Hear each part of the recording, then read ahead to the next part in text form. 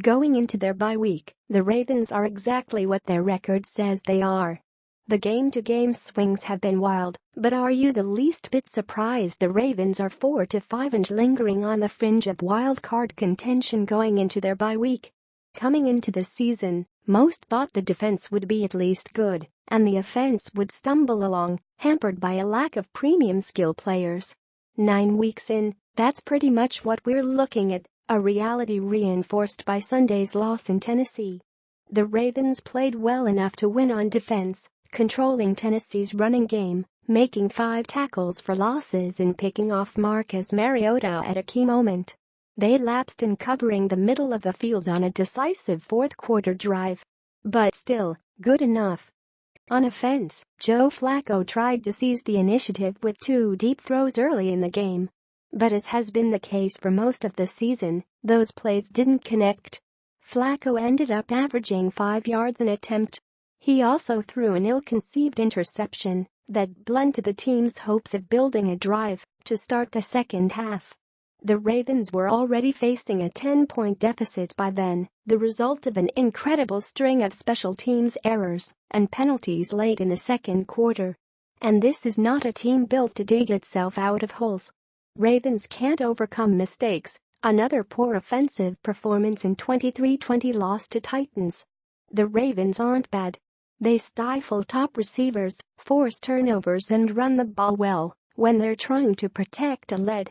But their downfield passing attack is non-existent most weeks. They can't play from behind and their defense is good rather than overwhelming. That all mixes up to a mediocre stew. There are plenty of ripe targets on the Ravens' remaining schedule. They get to play the Cleveland Browns again, and they'll face the Green Bay Packers, Houston Texans and Indianapolis Colts without their star quarterbacks. Only a December 10 trip to the Pittsburgh Steelers looks daunting on paper. But they might need to go 6-1 to guarantee a wild-card spot, and that's a daunting ask for a team with as many flaws as virtues.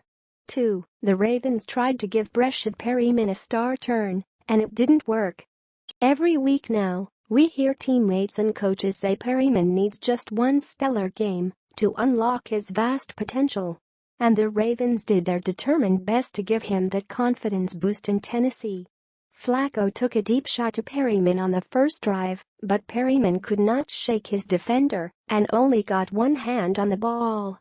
Flacco tried it again on the second drive, and the ball bounced off Perriman's hands, caromed and landed in the arms of Titans safety Kevin Byard. Perriman was hit just as he was trying to make the play, and if this were a one-time thing, we could shrug it off. The trouble is he never seems to win those battles in traffic. He simply hasn't translated his remarkable physical traits. Teammates still marvel at Perriman's practice feats to brilliant plays Sunday afternoon. It's a shame, because Perriman badly wants to live up to the first-round draft pick the Ravens used on him.